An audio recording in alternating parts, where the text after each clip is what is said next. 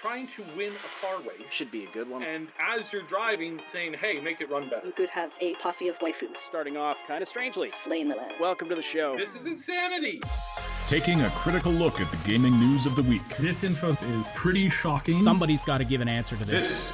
This is Augmented Reality. You are watching my favorite channel. I've not heard of them. The Triple S League. Enjoy, guys.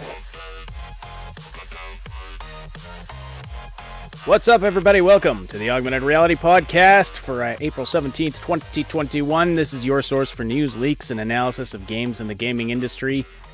Coming at you live on YouTube and Twitch, and archived almost anywhere you can find podcasts, iTunes, SoundCloud, Spotify, various other places that I'm not even aware of.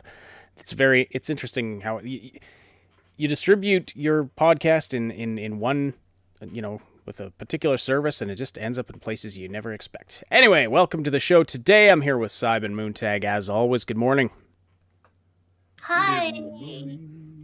I swear I'm awake. You swear? I swear. I'm not convinced. I may need a little bit more of the caffeine injection, but yeah, I'm here. I'm here. All right.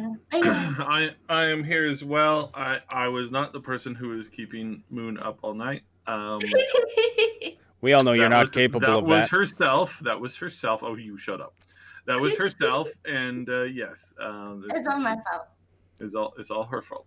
So, Oh no, there's no sound. Chat is telling us there's no sound.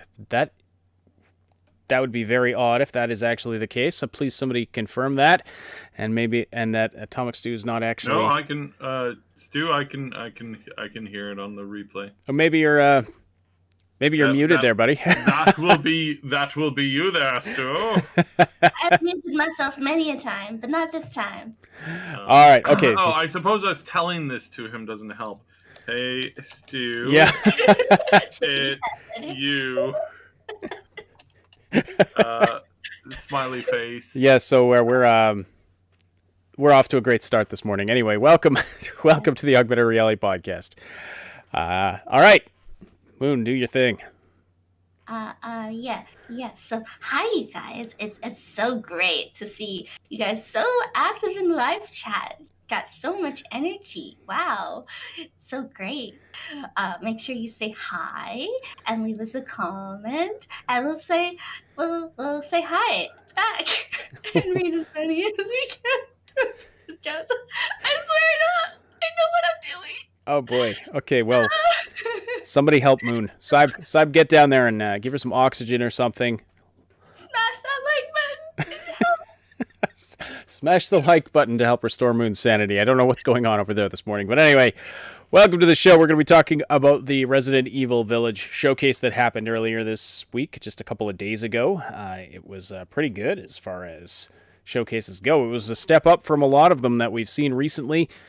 It was, professionally produced, showed lots of gameplay. It corrected a whole bunch of the mistakes that a lot of the summer showcases that we watched, not summer, but over the winter. What season are we in? Good grief.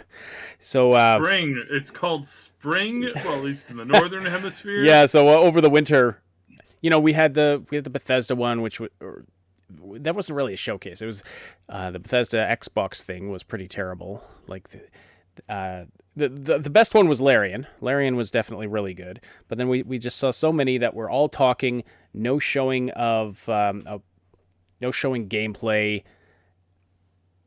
They were just not very good. The Resident Evil one, yes, a couple days ago, it was very good. They showed lots of gameplay. They told us a lot about the game, and so we want to know what you think, if you saw it, if you caught it, and what your feelings are on Resident Evil 8, Resident Evil Village in general. So, let us know in the live chat. And this weekend they are doing do you have the thing? Yeah, I've got the graphics. Yep. So this weekend you can play the game for I think it's for 30 minutes. It was kind of weird the way that they were explaining it. So they're like, oh, you can play for an hour, and you can play for an hour either in the castle or do this other thing, and it's entirely up to you. But then also you can play the village for 30 minutes. And well, I'm like, wait, it might have been been saying that you play for an hour, because there's two areas. So, There's the village and there's the castle. And So, you can pick one of those two time-limited areas. demo Yeah. is 60 minutes on all platforms. And then the other one, if you can get the one that actually says today's date, not the one in May. Oh, I'm There we sorry. go. I had the okay.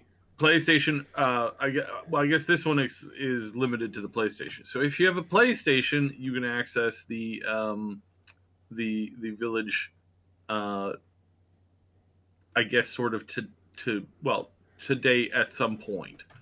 So it's PDT, and it's from 5 p.m. to 1 a.m. From 17th to the 18th. So again, I got you how they're doing this now. So somebody's pointed this out. It's PlayStation gets 30 minutes today, and then everybody else gets access, meaning the PC crowd, and then the PlayStation crowd again gets access on the May date. So if you have a PlayStation, you can check this out today. It is an 8-hour window. It is very small, and you can only play for 30 minutes. But you can let us know what your thoughts are. Let's hope they have more than an hour's worth of content in the game. Otherwise, things might get a little weird once the game actually comes out. But yeah. That is this okay? Tell me if you agree that this is kind of garbage. A half-hour timed demo. Well, I mean, this isn't the first time they've done this kind of thing where they limit total accessibility. Mm-hmm. And it's just it happens to be quite common that this is what they kind of like Japanese developers really love like time limited demo stuff. It's almost always where this kind of stuff comes from, and it's always very interesting to kind of like see this, because again it's like yeah, the reaction's quite interesting. So yeah, because again, some people hate this, some people really like this, some other people you'll find it really annoying, etc., etc. Yeah, I'd rather be given one slice of the game that you can explore at your leisure, rather than a time limit. But whatever, it's to each their own. They will be. I mean, it's only less than a month now till the game comes out. It comes out in May, so it's not too bad. But I'd almost rather, I don't know, time limit in a game is not. It's definitely not convenient for some of us. I mean, especially if you're like me and you fine-tune your graphics settings for a while first. Now, of course, I probably wouldn't do that, if given a demo. But yeah, but anything calls you away and you just leave the game running while you're pooched. So Notional, yeah. I did that once where I was playing a game and I left it open on a computer because I needed to just a quick bathroom break. And then when I came back, I found out my dad shut down the computer. Yeah, well, that's not the game developer's fault. Notional, I agree. Does that include setting up the graphics options on PC? Yeah. Atomic Stew says, unpopular opinion, it doesn't feel like Resident Evil to me. The last one didn't also. We talked about this last time we talked about this game. Mm-hmm. So, yeah, Niv, they gotta limit the time oogling at the vampire lady. They're making friends. Yeah. They're giving her, some eye service, what you call it? Yes. Looking at the eyes, yes. So, yeah, Lady Demi. Oh man, I practiced the pronunciation beforehand. Now I can't even remember what her name is. It's a big long French name, I believe. Anyway, we talked about this last time we talked about Resident Evil 8. We talked about, does it really feel like a Resident Evil game? And there's no question that things have changed somewhat as the franchise has progressed. It's definitely gone more toward that supernatural, mythical angle instead of just sort of a now this a contagion. I guess so. I did a little bit I talked to some of our community members, and I was kind of going over what their thoughts were last time we had this conversation. Like you said, I had this thing where I'm like, this doesn't feel like a Resident Evil game anymore because it's moved into the realm of like to like mythology, fairy, like it's just gone like, you know, vampires to me are very rarely, you know, a scientific type thing. Like there are some series like the I actually just finished watching the actually I can't even remember if I finished watching the whole video. I should probably check that. But I caught up on the Underworld movies. I didn't realize that they had released yet another one. Oh no, wait, yeah, I had finished that one. And it's one of those ones where it's like it kind of fits into this like slightly sci-fi world that they have there. But usually it's kind of like it doesn't work that way for me. But apparently the first or the last game iteration was like kind of like, you know, rotating around this creepy village and this like, you know, fairly werewolf-y type of thing. And werewolf is one of those things where it's kind of like it's kind of like in the middle between monsters and humans. Like they hunt humans, but typically a werewolf is more like a werewolf is just as inclined to eat a zombie and stop and kill zombies than they are to and to fight vampires, actually to fight vampires, than they are to like fight humans. They're just as likely. So they're kind of like an equal opportunity ender of existence, I guess. So yeah, interesting, very interesting. So stuff like this makes me kind of go, okay, all right. So I'm less disinclined to say that it is a separation of the original like Umbrella thing. And I guess in the Umbrella universe, you know, with the T virus and all that, I guess at some point if they just do nothing but zombies, eventually you'll get tired of it, right? So yeah, I'm Right. more inclined to you know give it a go. Of course, I'm not going to play the game because it's first person, but I'm more inclined to check back in on the series a little bit more frequently because of that. So that was just due to like chatting with some people in the community. So yeah, it is interesting. I mean, it switched from third person to first person over, you know, over as the series progressed. It did get more mystical, supernatural, and there's nothing to say that the two can't coexist. You know, you can have a world with spiritual, supernatural things that also has a zombie outbreak caused by a virus or something. And you know, forgive me if I misstate things. I'm not actually super up on my Resident Evil lore. I'm very new to the series, but it's interesting. This one's interesting to me. Resident Evil 7, I honestly did not. I had no desire to play. We had a friend of the channel play it, and I caught some of the videos, and it's. I mean, it just wasn't my thing. This one looks fascinating to me. This one looks really interesting. The village, all of the different characters, all of the different things going on, and like the whole what the hell is actually happening here angle to it. This one looks interesting. I might actually play this one. So let us know if you want to see some content on it on the main channel, or maybe some live streaming, that kind of a thing. So they did announce that so they're bringing back the Mercenaries thing. The Mercenaries game mode is usually this game mode that takes place in the same game in the same like area.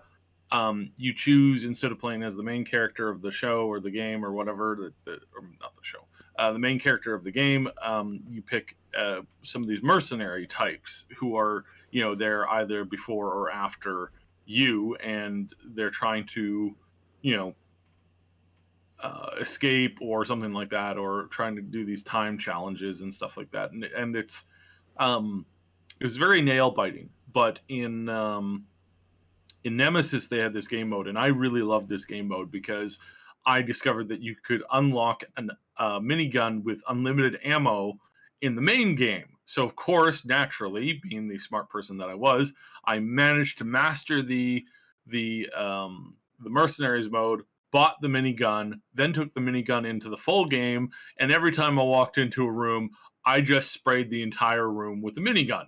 You know, killing all of the zombies that were hiding or like in the roof or in the floor or something. I just would like literally fill the room and sweep from one side of the room to the other, and then done, and then you move into the next one, and yeah, that was super fun and completely fair, and didn't make the game horrific or scary at all. Because it was just so blasted funny walking into a room and I wonder if that zombie is gonna get up, start up a minigun. An ounce of prevention, my friend. An ounce of prevention.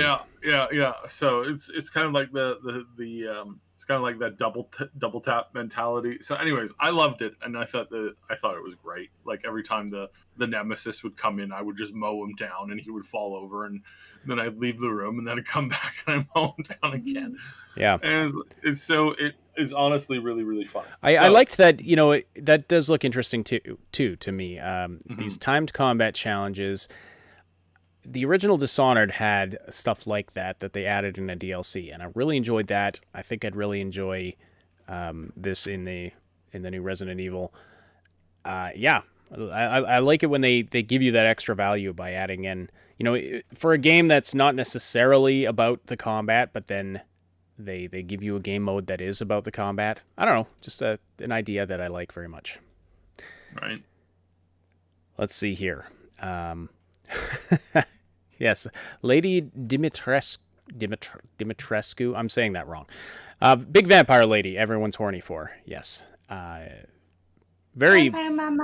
Yes, and she looks like a very interesting character. Beyond the whole everyone needs to go to horny jail thing. She does look like a very interesting character. I'm curious to find out why she looks very. She looks perfectly fine and very beautiful, while her daughters are have rotting faces. I'm curious about that. Let's see here. Notional says, my eyes are up here. Lady, I can't look up that far. I've made up my mind. There we go. That's true. You're going to get a cramp in your neck. You try to make eye contact with her while you're talking to her. Yeah. So it's an interesting, this whole thing is quite interesting, and I'm excited to see where if people like it, like what do people like about it, and then to see if it has as much sticking power, because one thing is obvious: we need more games that are actually successful right now. I say that exasperatedly, and darn near sadly, it's really bad right now. Not just a little bad. It's really bad right now, and it really does suck. So, well, do you want to transition to that topic since we're on it? We also had there was a couple other things to talk about with Resident Evil. There was the so there's this multiplayer versus game, which is coming out the same fairly at the same time. Now this had a demo earlier this month, and I think it had another demo a bit before that. The demo was absolutely trashed by basically everybody who played it. Less than 30% of the people gave it a positive rating on Steam, and most of those, I skimmed through, most of those were saying it needs more time, give it more time. I'm sure it won't be this bad. But everybody agrees that it was atrocious. It's one of these games that I guess this company just doesn't have money for servers. So when you host the game, more or less you're essentially hosting the game, because if you rage quit in the middle of the game and you're like, screw this, I don't like these people, boo, who, blah blah blah, all this kind of stuff. If you don't have a good time, and you decide to rage quit, that just closes out the client for everybody else. So there was that problem, and there were a whole bunch of other problems that were just like, wow, I can't believe you guys are this stupid when it comes to this whole thing. Like, good Lord, why? So yeah, there's that. It's third person, so like I was kind of like, oh, interesting, third person. Oh, that looks decent. Interesting. I could probably give this a once over, But no, it's complete and total garbage.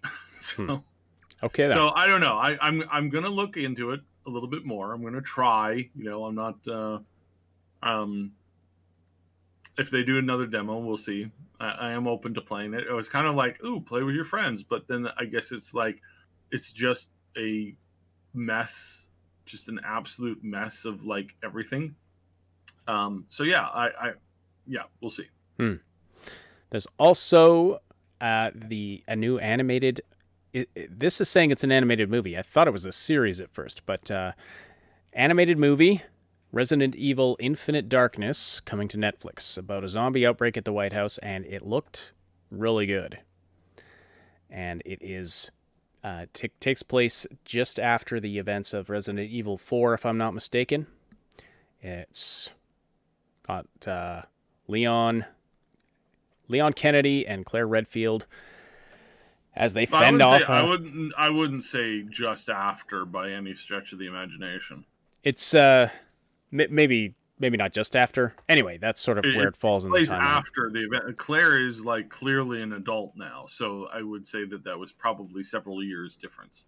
So, anyway, that looked really good. I'm looking forward to checking that out. Even though, like I said, I know barely anything about the early lore of the series. Resident Evil 4 VR is also coming to Oculus Quest 2. And I think we've covered all of the big things. There's like a crossover thing they're doing with Dead by Daylight. We talked about the Mercenaries thing, so yeah, that's about it. So quite a bit, but yeah, like we'll keep this as an ongoing discussion.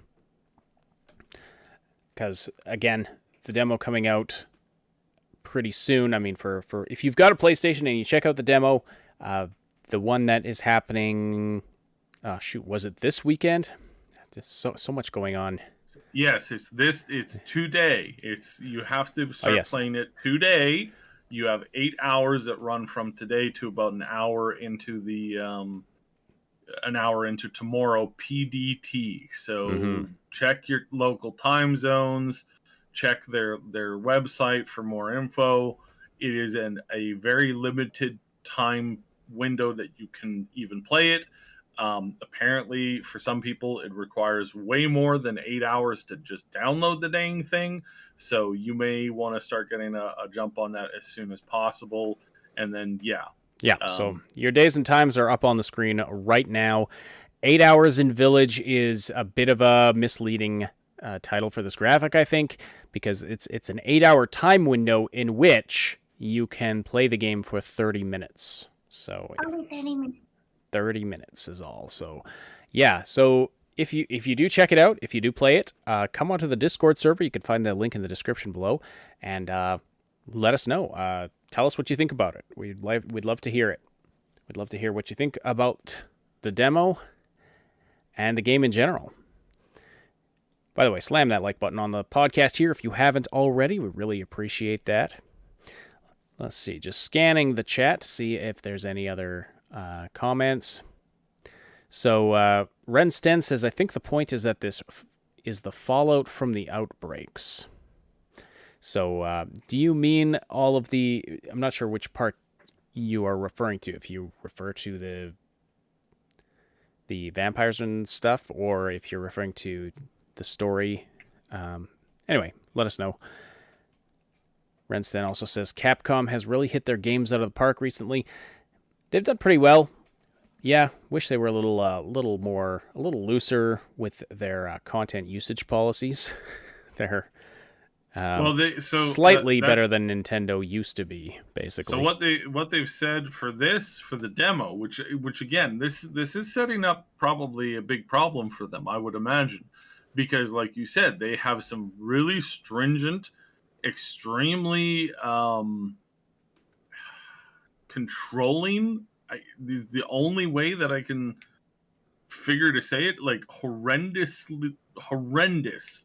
rules when it comes to what you can or cannot do with their games, etc.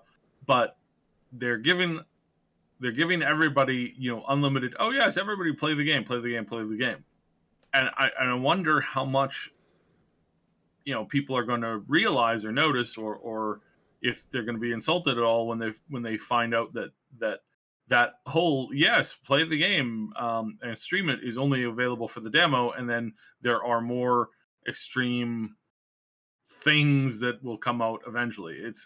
It's one of those things where it's like it's very, very, very weird. So yeah. All right. So I think that's about it for Resident Evil Village. Yeah. So we'll be. We got a reply from Rinston for the comment earlier. Says, I'm referring to the story. They did the Biohazard story with the whisker and nothing. So, yeah, so a lot of this takes place in the aftermath of all of that. I mean, yeah, makes sense. And it's, I mean, I think it's good that they're going in different directions. Like Saib said, I mean, how many times can you do the zombie thing over and over again? Mm-hmm. So, yeah. All right. But transitioning to that other topic that Saib hinted at a minute ago, there's been just so many terrible game launches lately. What is happening? Why is this, and is this the sad new normal? Yeah, yeah. Now, there's been bad game launches, but I think what really was the flashpoint for a lot of people was Cyberpunk 2077, honestly. And it was just one of the most hyped games in history, and here we are a few months later. Nobody's playing it right now. Now, we do have info on CD Projekt Red's income in 2020 and their income for Cyberpunk 2077, and their revenue in 2020 was off the charts. Well, not off the charts, literally, because you can see the chart here, and it is all clearly on this chart. So, yes, before someone takes me too literally there. But as you can see, they more than quadrupled their revenue from 2019 in 2020. And they also blew their previous record from 2015 when The Witcher 3 launched. They blew that out of the water. They've made a crap ton of money in 2020, and of course we can credit Cyberpunk 2077 for that. And yet the game went on to have a very lackluster launch, and it's just trailed off, and it seems like folks are at the point now where they're back in wait and see mode, and I have to wonder if it's ever going to recover to the point where it could have been if it launched in a state that would have been deemed acceptable. I mean, let's say there was a 3-month lead up to this game that, and it wasn't overhyping what it was supposed to be. It would have been an acceptable game, but people's expectations for it were so through the roof, and that was not unjustified, because we were just sort of, in a lot of cases, I think there were some cases of people expecting more from it than what was promised, or maybe reading things in or interpreting things in ways that were not necessarily true. But we were told this was going to be a deep RPG, and just it wasn't. There was so much we were told about this game that just did not come to pass. Plus, then all of the technical problems on top of that, it was a disaster. So I think that was largely a flashpoint for this, because there have been bad game launches in the past, but has there been a bigger disappointing launch than Cyberpunk 2077? I have to wonder. Let me know in the live chat if you can think of one that you think was worse or as bad. Anyway, why so many bad game launches recently? We then had Outriders just recently, which was looking very promising, and now is basically unplayable, if I understand correctly, Saib? It's not unplayable. They finally managed to fix the server issues, which were, I mean, it was getting to the point where it's just every day you were trying to play again, you were trying to play with friends, you were trying to do things, you'd sign up to a thing. Oh, look, both of my friends crashed at the exact same moment trying to connect to this game. All right, well, I'll load into the map and I'll wait for them to show up. And then they load in and then they're playing through and then you get halfway, almost done the thing, and one of them drops again. And it's just like, it's like their server technology is trash. Whatever and why ever they were doing this, it's at the point now where it's just, it's literally disgusting. So that's a constant, continuing problem that, again, I'm just floored that yet again we have to have this as an issue. Because the company refuses to make single player games properly, so they're like, all right, well, you know, we got to do this, man. We got to do this. And it's like, why? Just like, why? So that's been a nightmare. And then as far as balance goes, again, you have this the balance system where it's easier and better to play the game. You get through the game, then you go back, or even from the beginning, you just like constantly go back to the starting zone and you go shopping for green items. And you find the best green items, and then you buy those green items. And then you level them up all the way up to, you know, whatever top level you are, and you upgrade them to purple. And they are far better than the purple drops that you get in the game, because the purple ones, like it's like you're dealing with the purple items and the drops that you get from, especially the legendary drops, you don't get what you want, you don't get what you need to maximize your build. With the green ones, you get to craft it. Every time you upgrade it, you get to choose between 3 upgrades, and that's substantially better. And if you exit out of the game, like via Alt F4 or a crash, when you rolled the item to blue and you didn't get what you wanted, then you get a retry. And then you get, it's just you can make a perfect weapon or a perfect a piece of gear that doesn't exist at the higher tiers, or that is incredibly difficult to get. So it's basically, instead, and it's all speed, because, and I warned about this was one of my big issues with it. It was like, oh, the expeditions are all speed based, so they're not based on, like, you know, having fun or playing perfectly or anything like that. It's all about just, you know, just speed. There's and so that pushes the community, instead of creating fun team working builds that are based on teamwork. Instead of that, you're being forced to play in a way that is, you're optimizing damage and clear times, which of course means that everybody and their dog is going to come up with the highest burst damage builds that you can have, and you're going to burst down bosses in 1 or 2 shots, and that's the build that you're going to rely on, because that's the meta game right now. So, and again, what would you have done? So I would have made it so that the clears were based on no deaths, instead of, you know, a time limit, or no deaths and a time limit that's very, very reasonable for all good players. So meaning that I wouldn't want you to be able to finish the game in, you know, the expedition in 2 hours. I would want you to finish it like within an hour, obviously. But hey, give the ability for this team dynamic of, like, you know, tank, healer, and you know, right now you can't use a sniper rifle to go through the map. Like, they're great, they're fun, but if you like that sniping game, that's not it, because you can't clear an entire nest of enemies in 5 seconds with a sniper rifle. I mean, it takes you 2 seconds to reload.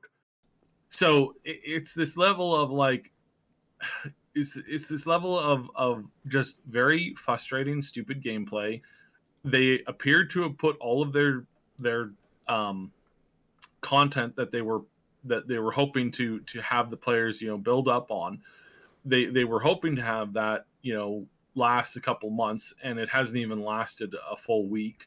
I'm already basically at my max inventory space. I've got a ton of legendary items, not as many as some people do. Some people have rolled their main character and then 10 alternate characters.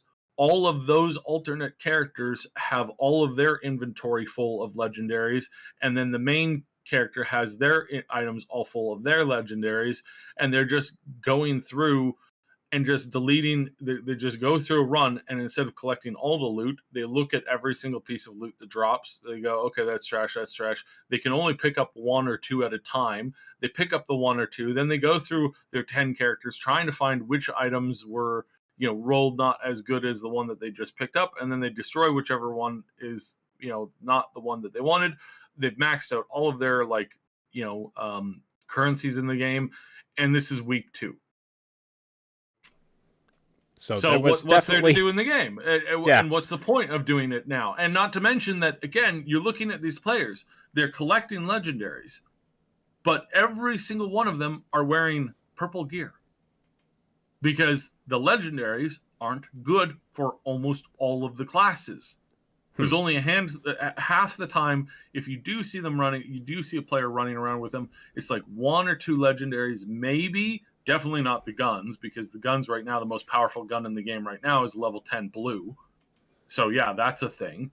And then you're just running around and you're just collecting all of the, which of course you level up. But then you're collecting this gear, and maybe you're using a set bonus for 3 pieces, and that's it, tops. So it's just the it's very poor game design. It's trash servers, and right now the player base went from well over 100,000 players playing it to the other day there was about 1,500. So it's like they I was going to say something that was kind of gross, but they emptied all of what they had stored up in anticipation of release. They just blah. And it was so frustrating and unenjoyable for a lot of us. We're just done playing for now. Yeah. Not to mention all of. Yeah, sorry to cut you off there.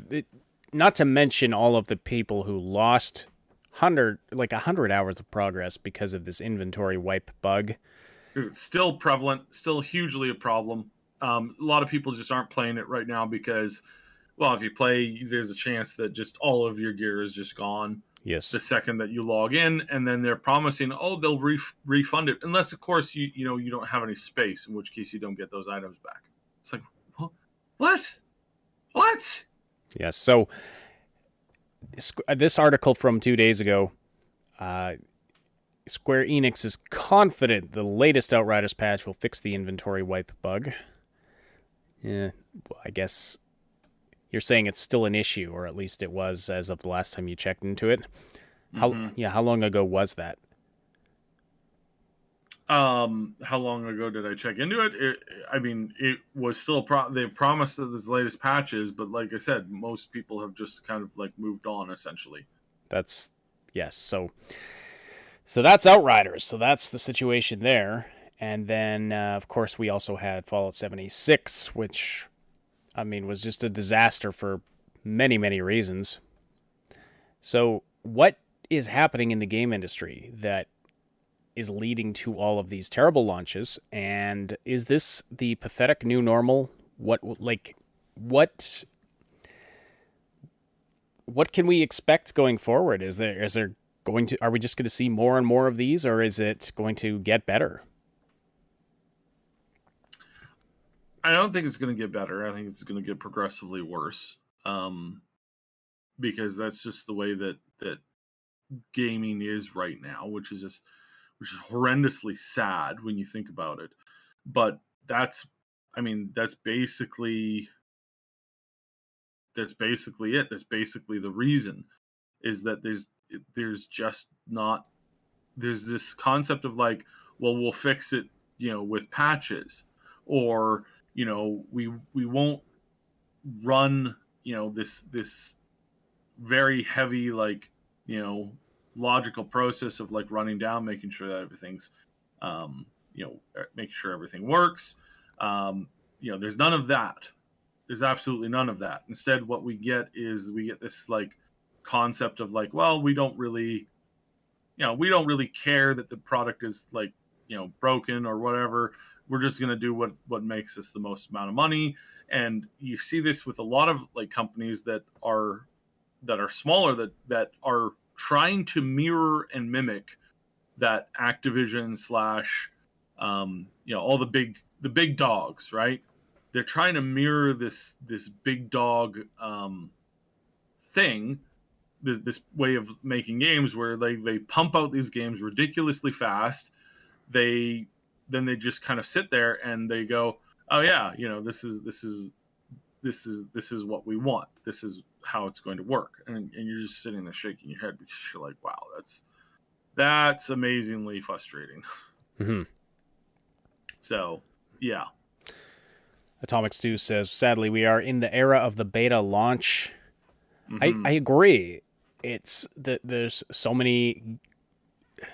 Yeah, I was joking about this a couple of years ago. I think I said something to the effect of, a couple of years ago, I distinctly remember making a joke about how early alpha is now release phase. Can't remember. I'm sure it was incredibly clever. But anyway, the point is that, yes, we're in the era of the beta launch where games that are essentially feel like betas or early access games are basically full releases. Yeah, it's the new norm. Right. So, and yeah. So is this what we're going to have to look forward to for a while? I think so. I mean, I think when it comes to these games, we're going to continue getting a lot of these big AAA releases where they're designing the game to be released then fixed post-release. Mm-hmm. And the hype machine now is they sell these games on hype. They don't have, in some cases, they don't have a coherent vision of what the game is. That's a problem. Or the game is, or they introduce, and Ubisoft is probably one of the worst when it comes to this, like Activision and Ubisoft. They release the game, then post-release, then they add in the microtransactions. And then they add in the problems that make it so that you can't do the game without either doing, blowing way more hours into the game or spending money on the microtransactions. It's like, oh, well, you can run around and gather 1,000 of these resources. Well, how many do I get a run? Well, you get about 10 to 15 of them a run. Well, how long does a run take? A run is going to take you approximately about 3 hours. Wow, that is a lot of time. Oh, wow, that is enormous amount of time. Well, you can also buy the super expensive pack, which is $25.99, which will give you 2,000 resources. Oh, wow. Well, that just saved me weeks of grinding this garbage. So, sure, I guess I'll do that. Oh, wait a second. You just baited me. You B-word. What? That's what's going on, and that's what's been going on for a really long time, and that's apparently what's going to continue going on because... Moon, it sounded like you were going to say something. There's also an apt comment from Game Notes. Quotes, they don't have the resources, or, quotes, these things take time. Yeah. Right. That's frustrating. Yes, exactly. Markov chain. Sorry, yeah. Hi, Pollies. This is why indie games are the only really good games we get. Why? Studios who develop them often don't have a big name or tasted the huge money, so they make the good games with small fun ideas. Exactly. Mm-hmm. And they're often innovative. They have more flexibility to take risks, and yeah, they can't afford a bad launch in a lot of cases, so they don't have a bad launch. Now, that granted, like the games are getting so big that I kind of understand how there's this inability to. I feel like the bigger your game gets, the quality testing required goes up exponentially because you have so many interacting systems. There's just so many more potential things that can go wrong, and you're not necessarily going to catch them after, pre-release. So I'm not even so concerned about the bugs. A game, releases and there's bugs, and then they roll out some patches over a few months, and eventually you're playing a relatively bug-free experience. But when it comes to these fundamental game design things, that's the common thread, I think, with Fallout 76, Cyberpunk 2077, and if some game comes out with a 78 in its title, it's just doomed. It's just doomed, I think. We can see that progression. But anyway, also with Outriders, these fundamental game design problems, obviously, you're going to have a hard time fixing that with a patch. If you look at Cyberpunk 2077 now, and Markov Chains, had said they're going to fix it and build on it, and I agree. I think they will, but there are some things I wonder if they can fix. Can you really take the game as it is right now and then go back and add in the deep RPG elements that were removed without having to redesign a bunch of stuff, redesign a bunch of the missions? I mean, that's a big question because, they're designed for a certain type of gameplay, and so it's I'm not saying it can't be done, but it seems like a big undertaking to go back and fundamentally change an action adventure game into a deep RPG. So I have to, if they can pull that off, that'll be amazing. I have to wonder if that's actually going to happen. Now, I do think they are going to make it better, but it's will it ever achieve greatness? Will it ever reach the potential that it could have had if it had released in as a truly great game at launch? I mean, there's a finite window, I think, of that. You only get one shot at a first impression, like that old adage. You only get one shot at a first impression. A lot of people that move on are not going to go back to it. That's just the way it is. Some will, and you may attract in some new people. I like what Markov Chains says here. There's one way to deal with this: patient gaming. Buy stuff after a year or two, after the million patches and the 50 to 70% off. F the hype. Hype is for stupid kids. I'm inclined to agree. The hype train was a fun ride for Cyberpunk 2077. As I've said multiple times, it was fun. It was fun speculating. It was fun being involved in a community, discussing all of this stuff, speculating, getting excited about every bit of news, but ultimately it led to nothing. Well, I wouldn't say nothing. It wasn't an entirely worthless game. It's not. I'm being a little hyperbolic, but yeah, it had some great moments and it had some great stuff. It was not a smooth technical release by any stretch of the imagination whatsoever. But at the same time, they clearly ignored their internal warnings. They rebooted the game concept way too many times. They walked away from the heavier, deeper RPG moments in the game. They walked away from a lot of things that people wanted. People really, really wanted a lot of stuff that, they really wanted a lot of stuff. And they didn't get that stuff. Instead, they got a mix mash of game concepts that I think you could basically boil down to too many people playing games on the weekend going, "Ooh, that was such a cool thing. We should add that." Way too much of that, which was a problem that we know that they've had before, and apparently they completely failed to address it. Mm-hmm. And that there were a lot of decisions that just left me shaking my head. this departure from making the game more of an RPG to making it more of an action-y based thing was not what the people wanted. Clearly, was not what the people wanted. And I hope that they kind of pull that back. And I think a lot of that comes from these.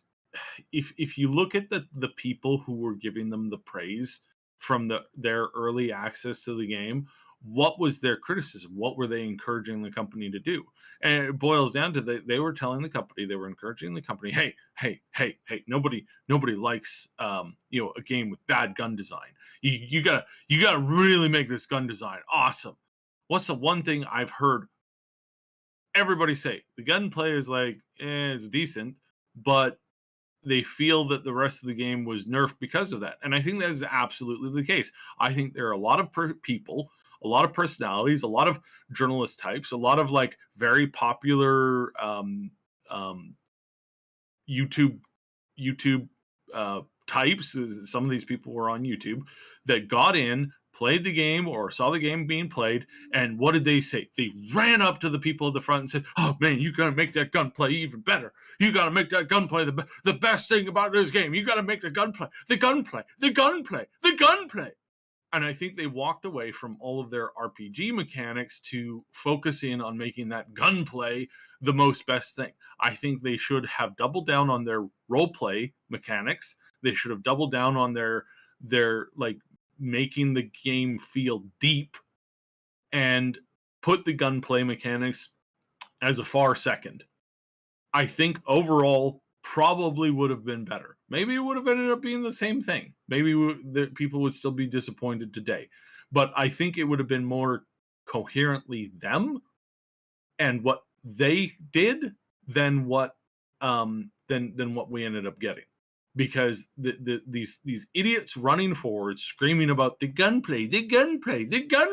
Where are those idiots now? They moved on as quickly as they could to cover other stuff and talk about more other gunplay stuff. And it's just stupid at this point. There's so many people who pushed them in the wrong direction, and they were listening to the wrong voices. And I can say that affirmatively now because we stand back and we look at the thing. All of this stuff that their internal people were raving about, going, this is the next evolution of, none of that stuff ever happened. So, yeah, listening to the wrong people. And what I hope happens in the future with a lot of games is that we stop covering and listening to those voices who are screaming, who in a lot of cases, they don't even know what they're talking about. They don't know what they're talking about. It's so frustrating. So frustrating. Polly's is rapping in the chat. Interesting. Good to see you, Polly's. Yeah, and like I agree, Markov, that it was... I had fun playing Cyberpunk 2077. I did, for sure. But here we are just a few months out, and we're not playing it anymore. I feel like there are very few people still playing it. This was supposed to be a game that had some sticking power, some staying power. Not just a kind of a flash in the pan. Ren Stan asks, did we just stumble into the AAA industry using content creators as beta testers that they never have to pay? Well, I wish. I mean, no, just kidding. In some aspects, yes. Like, yeah. In some aspects, yeah. Yeah. No, I would say that that's fair. Yeah. Yeah, that's definitely fair. Great comment from Game Notes here. I fell into the "it's such a big game" trap, but why go to the theater to pay top dollar for the new Marvel movie if the CGI scenes aren't fully rendered yet? Yeah, fair point. Yep. Fair point. It's, for me, it's kind of a question of, not trying to excuse, Bethesda or any of these companies for the ridiculous amount of bugs that are sometimes present and games releasing with a game-breaking bug. I mean, if you you should at least, that seems absurd, and like as Cyb has mentioned many times, Skyrim released with a game-breaking bug. You could not finish the game. I don't even know how that happens. It's kind of ridiculous. But I was playing the new Mario thing, the Bowser's Fury, which is like a small Mario game. By the way, somebody told me it was only 6 to 8 hours of content. It's not. It's yes, it's small compared to, say, Mario Odyssey, but there's a fair bit of content in there. There's 100 cat shines to find, so go figure. Anyway, it's really good. I've been playing it with my kids. It's like a miniaturized version of Super Mario Odyssey, but as I was playing it, I was like, I was thinking about Nintendo's releases and how they're still, they were still releasing cartridges. And back in the day, if you released a game on a cartridge that had a game-breaking bug in it, there was no fixing that. Now, granted, games were a lot smaller back then, but I mean, Nintendo seems to be trucking along with some pretty solid releases, and has Nintendo ever had one of these terrible game releases? I mean, somebody let me know if they know of one. I can't think of one. They've had game-breaking bugs. I was just looking it up. There was, for example, Paper Mario: The Origami King. There was a bug discovered that could wreck your progress 20 to 30 hours into the adventure if you just did a couple of things in a specific sequence. It would block you from being able to move forward. Don't you love those? Right, but it's even interesting how how the news articles on this are being phrased, like, oh, this was discovered, as in it wasn't like obvious and in your face. It obviously had the potential to affect people, but then they got on that, released a patch, and that's one of the benefits of course, everything being online now. You even when you're buying physical copies like a cartridge, they download updates and patches onto your system, et cetera, et cetera. But it just seems like a company like Nintendo just doesn't seem to be having this kind of problem. So what are they doing differently? Do you have any thoughts on that? To be fair, there were games in the past, especially cartridge games back in the day, where there were game-destroying bugs, and you would just have to reset the game. Like, that's how they work. That's how they fix those problems. So that was 100% very bad for certain games like that. That was by no means a fun thing to experience. Oh, for sure. I'm not saying that wasn't something that happened. What I mean is, you look at this string of bad launches we've been having, and it feels like everything is either releasing terribly or being delayed this year, which is, but yeah, it just seemed to me like I said, Nintendo's over there doing their own thing, just trucking along as they always have. There's bugs in their games, sure, but not having this same problem. And it just got me thinking, So I don't know if you have any thoughts on that. Well, I mean, yeah, like, it's going to continue being a problem as far as this year problem goes. We're going to have a lot of issues, and it's going to get progressively worse. So yeah, I wouldn't hold my breath for stuff this year. And as far as big things coming out that are a disappointment, I mean, disappointment is just something that we have to get used to. Like, the Diablo 2 experience that was promised to be unchanged from the original has undergone a litany of massive changes, depending on what you perceive as a massive change. And in this case, major artworks in the game, armor sets, character profiles, version.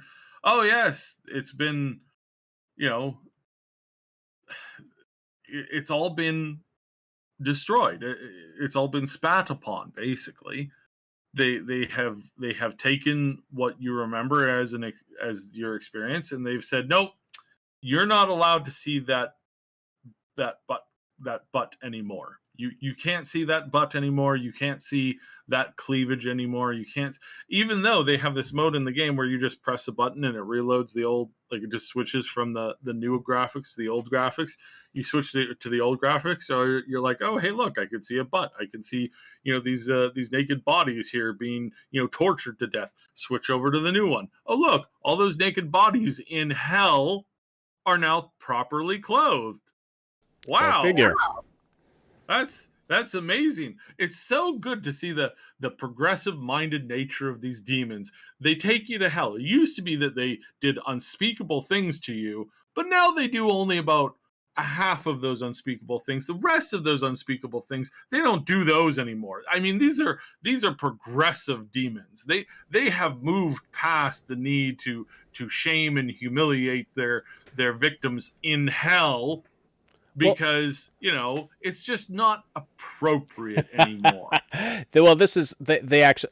Maybe it is realistic in the sense that they subject millennials to the worst torture imaginable, which is to sit down and logically dissect and criticize their beliefs. Maybe that's what they're doing. Yeah. Maybe that's the problem here. But it's just horrifying. It's literally horrifying to sit here. Maybe this is my hell. Maybe that's what's going on. Is maybe they're like, hey, let's torture Cyb by just having this absolute garbage mechanic, where we just like, well, it's not even mechanics. It's like we just take everything that people used to love about the game and we just make it so much worse. It's like, wow, that's just hot garbage on so many levels. Or it's very, very meta. Or it's very, very meta. Yeah. Very, very, very meta. So yeah, I'm not surprised. I mean, I'm not surprised that Blizzard is doing this. They are, after all, basically just cowards. We talked about how on Wednesday we talked about how these small indie companies, which Blizzard used to be one. Blizzard back in the day made games that made certain people clutch their pearls and go, oh my, that's not very, acceptable in polite company. Oh my, those horrible things. And now, fast forward to now they are the ones doing that. And you have other companies who are making games that people at Blizzard clutch their pearls and go, oh my, that's not very good in polite company. It's a total reversal. They used to be young punk and said, I don't care, I'm gonna make this demon and she's gonna have like boobies everywhere, and there's gonna be 4 of them.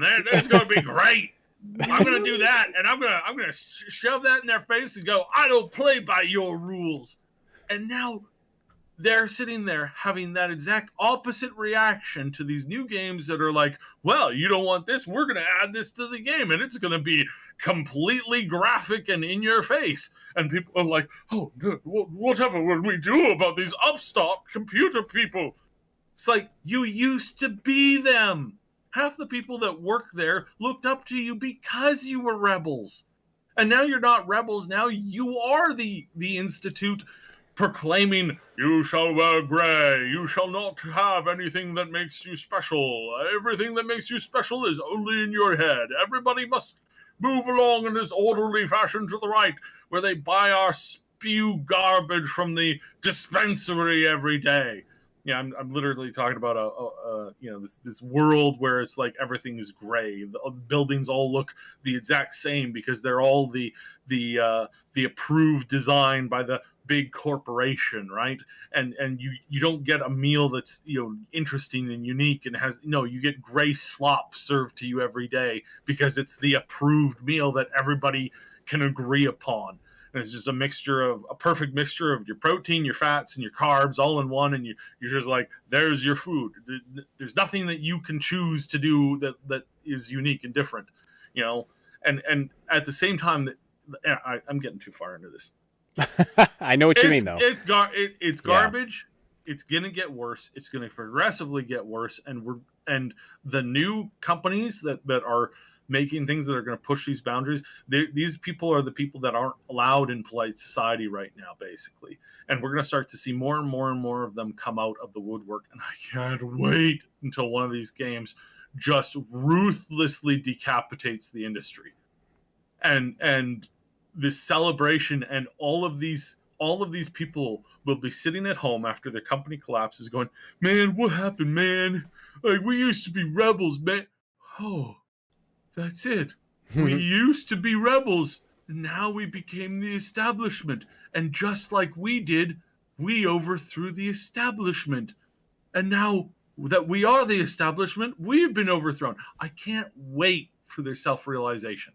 I can't wait. I would pay so much money to sit and watch somebody have that revelation of like, what? I'm not cool anymore. I am the establishment. I became everything that I hated. Yes, you did. Wow. What are you gonna do about it? I would love to ask that question to one of these people once they have this realization. What are you going to do about it now that you realize that you became the worst thing that you fought against? What is your reaction now? What are you going to do? Are you going to, get up on a stool and say, I really messed up? Are you going to stand up and acknowledge that you made a mistake? Are you going to do anything like that? Or are you just going to sit there and cling to your greatness? One of the saddest things I've ever seen, and I've seen this on a couple of again, it's a minor sidetrack. I've seen this twice. I have met a person who used to be, in both cases, were once rock stars. Like people who just, like, they shook the world in fear at their music. And they are old. One of them clutched a cane and was talking about how, people just didn't understand him. And he's still great. He's still got it. He's capable of doing things still. And it's like so sad to see. It's like that the person who, again, talking about a real example that I know has happened, who walks around, clutching his gold medal from the Olympics, going, I was the greatest. Don't you see? You see this? I was the greatest. I was the greatest for 1 year. I was the greatest.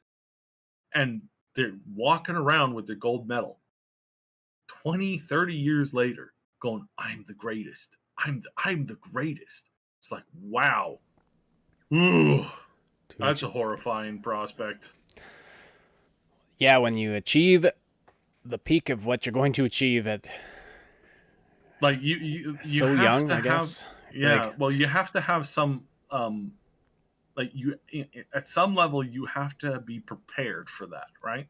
Like, at some level you have to be prepared that you're not going to, that the thing that you do, there's this famous skateboarder. He invites people out every time he does a trick for the last time, the skateboarding trick for the last time, because he's getting older and he knows he will never be able to do this move again. And appears to be fairly graceful in this, which is good, because it's like, yeah, good. Like that is very concerning, to have that happen. And I get it. I totally get it. It's not fun. So, yeah. Yeah. Well, and this is where life comes into perspective, and to realize, I mean, you achieve one thing one day, and then life has to progress and change. Yeah, if you're an Olympic gold medalist in your 20s, I mean, you're just not going to be that forever. So what are you going to be? What do you want to be in life? What does life mean to you?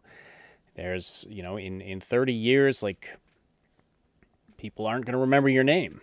People who know you will see that gold medal and be like, oh, that's awesome. But what does it all mean, ultimately? Heard a great quote from Jim Carrey.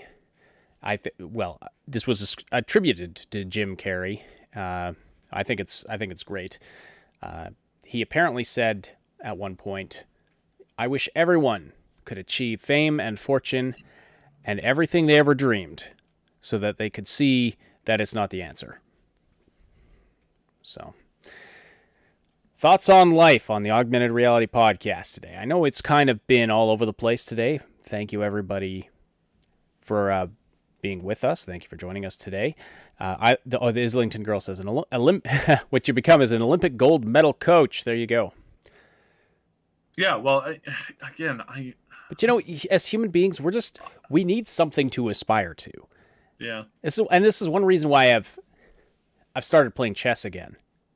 I'm not old by any stretch, but, it's starting to become relevant that eventually I'm going to be. This is one reason I've started playing chess again. Chess is something I can always get better at. I doubt I'll ever be a world grand master, but I can always get better. I can always learn that new trick. I can always learn to avoid that next trap. Keep my mind sharp. We all need stuff like that. Yeah. Don't live in the past. Islington Girl says, I do nothing now. I am in jail, Terrio. Oh, yeah, it is bad over there, isn't it? Locked down to hell. Yeah. All right, did we have any other topics to cover today, gaming news? I know you kind of wanted to talk about UFOs. I don't know. Yes, I do want to. This is not going to be a crackpot discussion. This is not going to be a crackpot discussion, isn't it? So I sent Ash the link this morning, and I'm like, hey, we should talk about these UFOs today. And he was like, just don't sound like a crackpot. So that's all I ask. So I'm going to walk you guys through this stuff. So in case you haven't been paying attention, also I have to sidestep certain censors. So there's this great new show on Sci-Fi called Resident Alien. Just finished its 10th episode. It's got renewed for a second season. Honestly, it's really good. There's a little bit of like preachiness stuff to it that you get in this today, but I can only think of basically like 3 or 4 events that this happened in. So, excuse me. So it's a really good show. I really like the acting. Alan Tudyk is amazing. Absolutely amazing. Absolutely amazing. Very skillful. He's an alien who gets obsessed with Law and Order and pizza, and it's logical. Great. It's just great. He does there's some like mysteries that happen in around town. I'm not spoiling his stuff, but because he's such a fan of Law and Order, he goes, every time a mystery happens, he goes, chung chung. and it's like he's like mimicking that Law and Order he's obsessed. He's obsessed with Law and Order the show. Okay, gotcha. Sorry, I misunderstood what. Okay, gotcha. Anyways, it's great. I don't want to press it this that way. The censoring thingies don't confuse. Hopefully they'll confuse this next little brief discussion on actual UFOs. So. The U.S. military has been putting out footage, and they just released one yesterday or earlier this week that showcased a boat getting swarmed by these things. Very close range, multiples of them. As in some cases, there's been reported up to like 20 of these things. They swarm these ships, especially nuclear ships, and so that's they've been putting out this footage. They have been admitting that they don't know what it is, that this stuff is here. There's been far too many questions being asked, and it's scaring a lot of people because a lot of people are easily freaked out by this kind of stuff. So I'm going to walk you through a logical reaction to this. So first, we got to set up obviously, we can't know every source of logic or data. So we'll press it with the 2 possible options. One is that it's actually just a natural phenomenon, that's most often or most likely always been there. We just haven't been able to actually like see it, because if you're standing on these ships in the dark looking out, you're not seeing hardly any of this stuff. Yeah, one of the Or if videos you was are- taken with night vision, so it was... Yes, exactly. So in certain cases, you're not seeing necessarily what you think you're seeing, or you may not necessarily have been seeing that. But with the enhancement of very high grade camera technology, especially on these military ships, obviously we're starting to see a little bit more of this. So perhaps the option one is it's a natural phenomenon that just takes place, similar to ball lightning. I have seen ball lightning blow a perfect hole silently through a tree. A perfect 2-foot hole through a big tree without making a dang noise. Not 1 ounce of it. It happened when I was very young, not very, very young, but it happened when I was younger. Didn't have a camera with me, didn't have the ability to photograph the hole in any way, shape, or form. We've seen this happen before. We've seen ball lightning. There's been reports of ball lightning doing really bizarre stuff, bouncing around rooms. Sometimes it's appeared once in the middle of an airplane and moved down the corridor of an airplane. There's just a lot of physics and science and stuff like that you can't necessarily explain. So possibility number one, it's a natural phenomenon, no actual intelligence behind it, just weird sciencey stuff. Option number two, it is unknown extraterrestrial or extra dimensional intelligence. Yeah. Wait, those aren't the only two options. No, I'm giving you. I'm working up. There's okay. There's I thought you said two. I thought you said two options. Okay. I'm giving you the first two options. So the first two options is that it's natural phenomena. Second one is that it's alien in origin, physical or interdimensional. In either case, this is kind of obviously big news, just a little bit. But as there's been no communication that we know of, this is quite possibly kind of scary. What degree? Now, again, chasing down that rabbit hole of a response that can last forever, and I mean, obviously, there's no direct answer to it that we have yet. So let's move on to the third option. Which I'm going to posit is quite possibly the most realistic option on the table. I'm positing this as not just the most realistic option, but very likely the actual thing that is going on here. And I will walk you through why this is the case. So, what is the third option? And that would be that it's technology currently owned by government on the government or group or whatever that's operating locally. And that is essentially running tests on hardware, software, perhaps.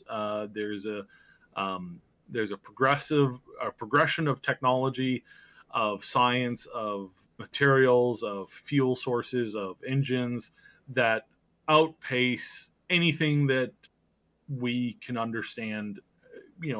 Being laymen looking in on the situation. And you're like, Saib, that's crazy. What, you think a government has developed this? I'm like, yes, exactly. A government, most likely, in the high 90% range, has developed this. And I'll even tell you who it is. And I'm going to tell you with logic.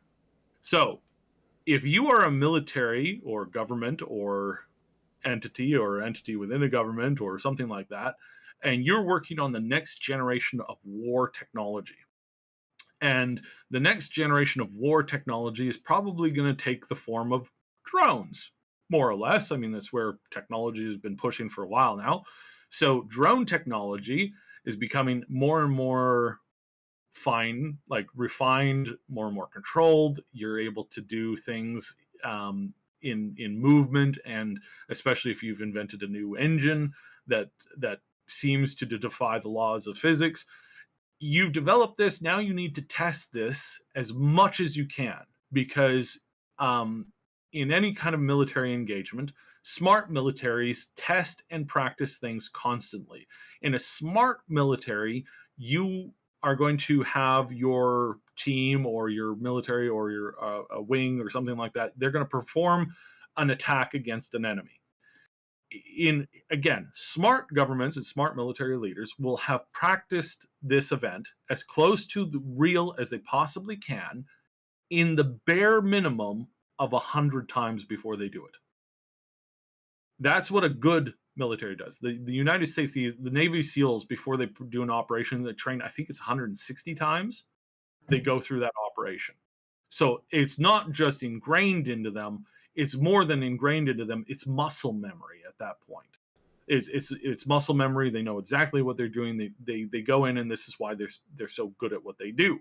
And this is why other sections of people who engage in conflict are so bad at what they do, because they haven't performed this 160 times in their career, let alone 160 times that year, right? So obviously this is where professionalism and whatnot take over. So now, if you are a government doing this, what do you not want to do with your technology, especially considering that it's so advanced? The absolute, like the 100%, what do you not want to do, period? Let it fall into the ocean. No, you don't want your enemies to get it or see it. Exactly.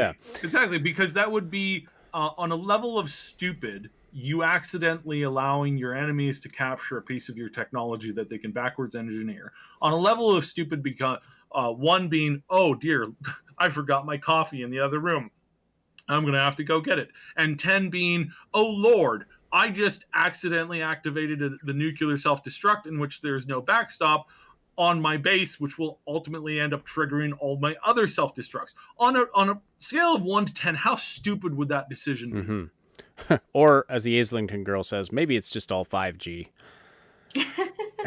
Sorry. Yeah. So if I can extrapolate where you're going with this, you're saying it's actually the U.S. military. Yes, it's the U.S. military. Do these things happen to other countries? As far as we can tell, no. Or if they do to England and in some cases Canada, which, I mean, we're neighbors, so that makes sense. So England, Canada, and oh yes, a handful of other countries that are on the NATO list.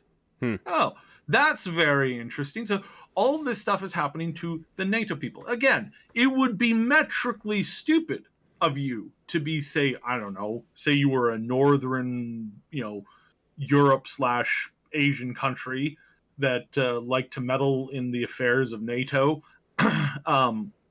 Maybe you are that stupid, or maybe you're that ballsy. But, would every general be that archaically retarded to accidentally have these things? We know they crash. We know that they crash. We know that they've crashed at more than one occasion in various places. Again, within the United States. It always happens within the United States. If it happens anywhere else, either A, nobody talks about it, or B, there's no evidence of it. So, this is for the most part, again, you're sitting back and you're going, crash likely. Now, again, if you're wanting to test this stuff and rigorously test it against the best and most advanced technology that you have, and if you own that technology and nobody else can compare, then who are you going to test it against? And what better way to get access to all of the information? Say you want to do a flyby of a particular cruiser at 2:00 in the morning to see what their sensors pick up. Well, you could fly it against an enemy's system, but if they classify everything to begin with, how are you going to get that information? How are you going to know what they know? Maybe they did see you. Maybe they just didn't raise the alarm. Where in this case, if you're running it against your own military, bingo bango, what do you get? You get all of the data, all of it. You call up a ship and say, hey, we need all your records that happened on such and such a date, such and such a time. Yeah. And the captain of the ship's going, why? Nothing happened at that time. Why do you want that particular information? Or he's like, well, it's weird that you're asking because some very strange things happened that night. And we didn't know what to make of it. I was sitting here scratching my hairy backside because I had no idea what I was seeing. I mean, what you're saying makes a lot of sense. I mean, there's the possibility that it could be foreign technology, but again, the metric level of stupidity that you would have to go, hey, I know that we're like the 4th or 5th or 10th or 20th most powerful country in the world, but we've developed this really amazing technology. I think we should run it against the most powerful people on the planet because, if we're caught, that won't immediately result in an invasion and an act of war. And if we're not caught, and if we lose something, then they just backwards engineer the stuff. Unless this foreign entity has perfected the technology to the point where if say one was caught, they weren't able to determine the origin of it or something like that, or maybe, so that's always a possibility. But I do think the most likely thing, the one that, as Occam's razor, go with the option that requires the fewest amount of assumptions. I think that is that, yes, it's the U.S. testing their own tech. And so all of these calls for the government to release the info, well, they're not going to do that if they're testing this brand new technology. In a certain world war that happened recently, when one faction released, which they were the first to do, released onto the battlefield jet engines, you had professional pilots on the opposite faction who for a brief moment thought that these were gods because they don't see the form of propulsion. It's not on the front of the ship like propellers should be. How are they flying? And you had people losing their minds until somebody explained it to them and then showcased their own version of it. Then suddenly, oh, okay, I'm not losing my mind. That is what happened less than 100 years ago. Less than 100 years ago. I remind people, less than 100 years ago, less than 90 years ago, actually, that was what happened. Actually, it was less than 80 years ago. Jeez. That's what happened. And people forget that when technology jumps happen, the previous iteration of that technology, you look at the Gen 2 cell phones. So these are going to be the flip phones, still got the buttons on the outside. You take a look at that phone and then you compare that to the newest smartphone that's currently turned off. That doesn't even have a power button. It's just got that sensor pad in the back that turns on via sensor touch. You're going to look at the device and you're going to assume that it's a block of marble or glass. You're going to say, well, that's not a phone. There's no antenna on it. You expect me to believe that they're making phones without an antenna? Excuse me? Are you know how these things called radio waves work, right? Yeah. No, they point made. Look at that. Yeah. They look at the interface and they go, "Where's the interface? There's no interface on this. There's no buttons. Where's the button? There's no button here. There's this little soft pad that I touch in the back, but it doesn't do anything. Well, it's because it's reading your fingerprint, and you don't have the. You're telling me that this square piece of glass has more ability to read a fingerprint than a local police station? Are you crazy?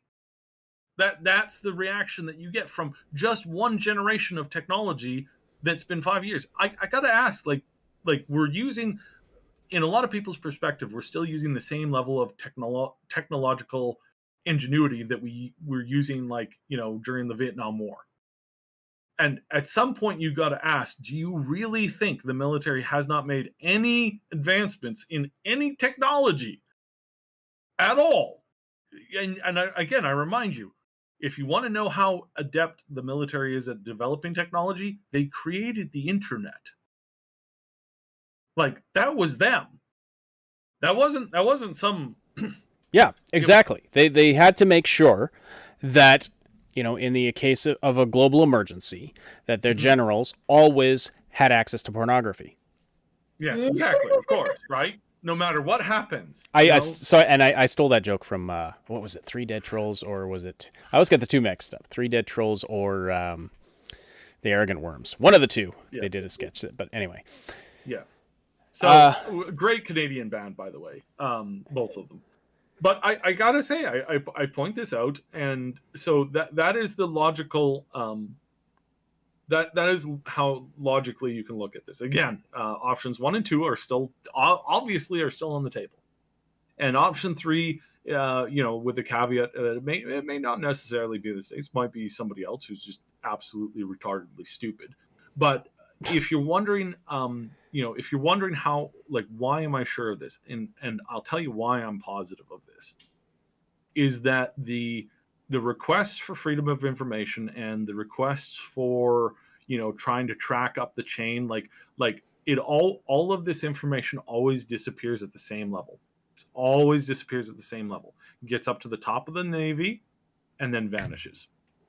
Everything at the top of everything below, there's captains, there's pilots, there's all these low level, like, moderate, not low level, but like these captains and stuff, like they have access to everything, except, again, in the exact same situation, you go back to World War II with anything like the atom bomb or something like that. None of these people, none of the day-to-day, like, captains and naval officers and none of these people had access to what either the Air Force or the Navy or whoever it was working at on the top level. As soon as it gets up to this one point, which is the exact same point that we know was there in World War I and II, the same technological leaps that they were working on, gets up to that same level, paperwork vanishes.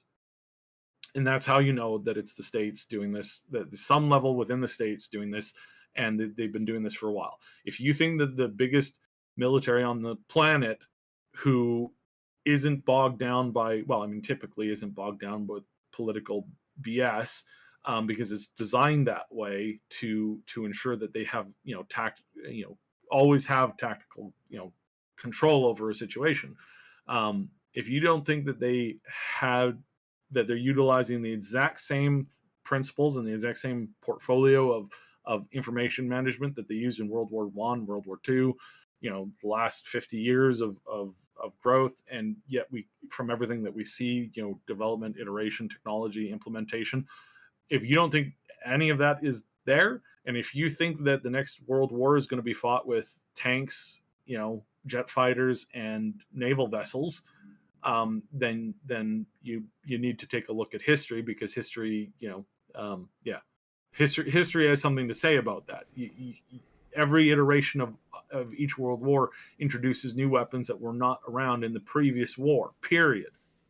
Like the generic concept of ships are about roughly the same for going back, probably a good couple thousand years. But other than that, the technology and implementation of all of that stuff has changed radically every time there's a major conflict, and every time there's a gap of like 50 years, especially now that technology has been increasing on a somewhat exponential level. So that, if you want my 2 cents, and if you want a logical deduction of this from a very logical perspective, that is mine. And that was only 2 cents. That was my 2 cents. Glad I didn't ask you for $1. Yep. Man. But we, of course, have ignored the most obvious possibility, which is that this is a marketing stunt by Doritos. Yes, this is true. Clearly, they are very Doritos, or Tic Tac, either one of them. Yeah. After having heard this article last night and heard the various talking heads go in on it last night, I was kind of like, Moon and I walked to the store, and I was like, gee, what would be nice if I picked up some Tic Tacs right now? So maybe really working. Yeah, exactly. Really working. Clearly. Yeah, Clearly. I can just see it, though. The aliens do show up in their pyramid-shaped ships, and Illuminati confirmed. But also, this invasion sponsored by Doritos. New spicy laser in your face flavor. All right, everybody. I think that probably about does it for us. So, yeah, we'll wrap it up there. Thank you so much for joining us today. Thank you for sticking with us through the... It's been all over the place today with the content of the show, but sometimes, I don't know if those are the better shows or not. Let us know. I got some great compliments about Wednesday's episode. Thank you for those of you who let me know you really enjoyed Wednesday's show. Hope you enjoyed today as well. And thank you so much for joining us. We really appreciate you listening live or after the fact. Leave some comments down below. Slam that like button if you haven't already. And, of course, join our Discord server to engage in some great conversation with some great people. Talk about whatever you want. Talk about UFOs. Talk about video games. Talk about everything except politics, practically. we have rooms for almost anything you could think of.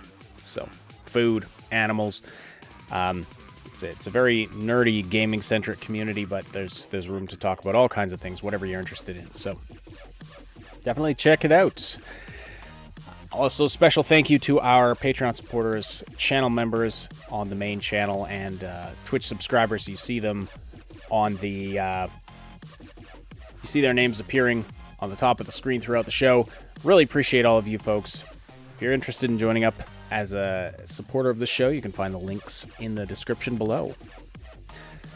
All right, that's it. That does it for us. This is a presentation of the Triple S League. Check out our main channel, the Triple S League, where you can find our comedy, game guides, and all stuff like that. Yeah, and thank you so much for listening today. My name is Ash. On behalf of Cyb and Moontag, we bid you farewell. Have a great weekend. We will talk to you again very soon.